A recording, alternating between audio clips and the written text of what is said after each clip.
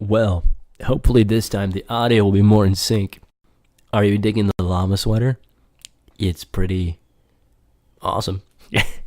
It's Ecuadorian. A little further to the west, and I suppose the north, of the area of South America that I'm writing about in the Sketch of Sam Monroe, but nonetheless, kind of fits the theme. So, why am I vlogging right now? Well, to be honest, if you've been paying attention to my videos as of late, I've been kind of sick.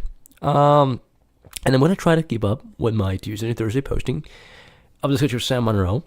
In fact, I want to increase the output and quality of what I'm doing there. But as I'm progressing in the story, it requires more and more research. And research can be really boring and can be really fun. One fun aspect of research is the seek and ye shall find kind of thing. So, I was trying to figure out what to actually read about to get myself a firmer grasp of the region and the area. Oh, I thought I was over that. And I thought, right, I need to know more about the native population because there's so many tribes in every region. And the Mato Grosso region is big. It's like the size of a state in the United States. Not one of the small ones, probably like one of the mid-range size ones. So that area probably contains a large number of Indians. Well, I looked it up, and there's this thing called Indian Cultures by Hands Around the World. That's a website that gives pretty detailed information about all the various tribes, it seems, in alphabetical order. So, one of the themes in the Sketch of Sam Monroe is kind of psychedelic and psychological and metaphysical in a sense. And here we go. So a perfect thing to fit this. The Mehinaku Indians. The Mehinaku are dream interpreters. They make a deliberate effort to recall and interpret their dreams to help them guide their way through the day. They have complete community activity. You know, I was not sneezing until I started talking. Maybe I shouldn't be doing this. But anyway, the Mehinaku, or Mekinako, totally butchering that, are people indigenous to Brazil. They reside in Mato Grosso state, at the source of the Xingu River, although the tribe has not always been located there. Like the Huillacha people, who live in the upper Xingu, it is believed that the Mehinaku, I keep on trying to say Mexican, are descended from various tribal people who came to the region between the years 1000 and 1600. There are archaeological records going back to this time, although they may not specifically relate to the Mehinaku people. Yeah, so lots of history and interesting stuff. Yeah, the upper Xingu contains a lot of rich black soil. The Mehinaku people provide for themselves by traditional means. They hunt and fish and also cultivate manioc, a starchy root crop otherwise known as cassava, and maize. They live in an open social arrangement. The social structure of their society does not take privacy into account. I would not like to live there. I'm a rather private man. The huts that people live in have no internal walls, containing 10 or more people.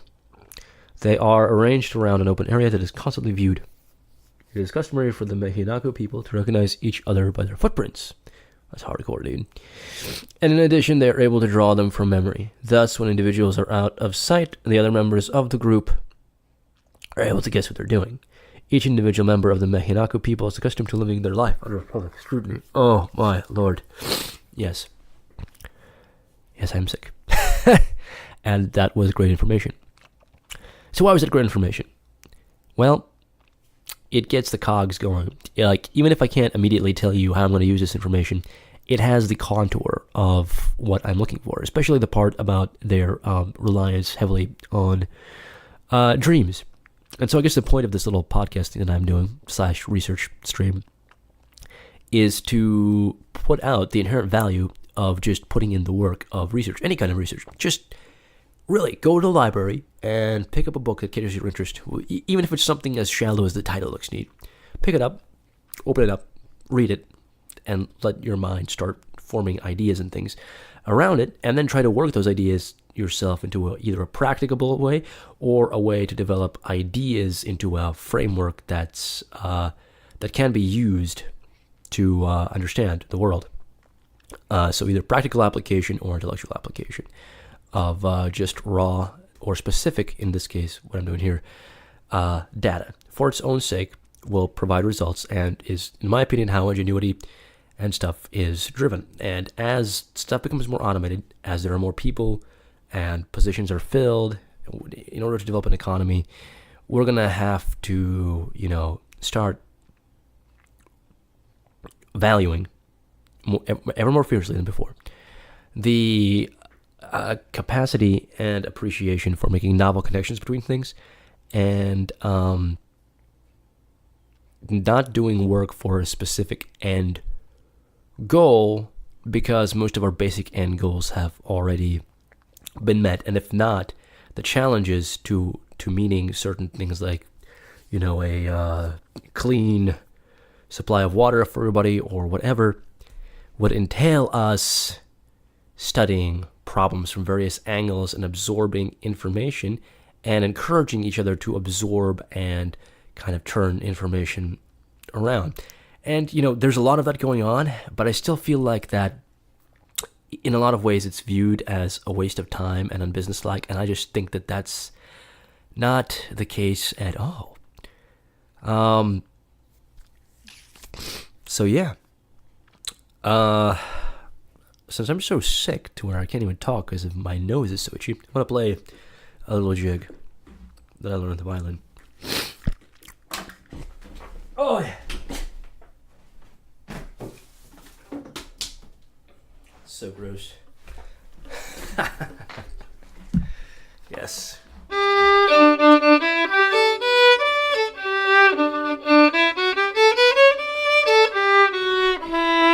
Gotta find the damned position because I'm still a noob.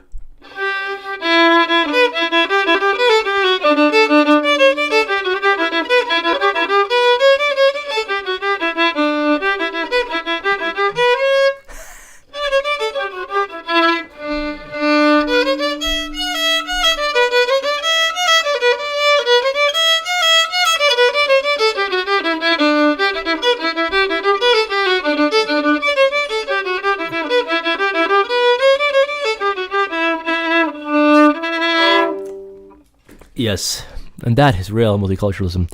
A sick man of a Russian background, wearing an Ecuadorian shirt, playing an Irish fiddle tune with a, I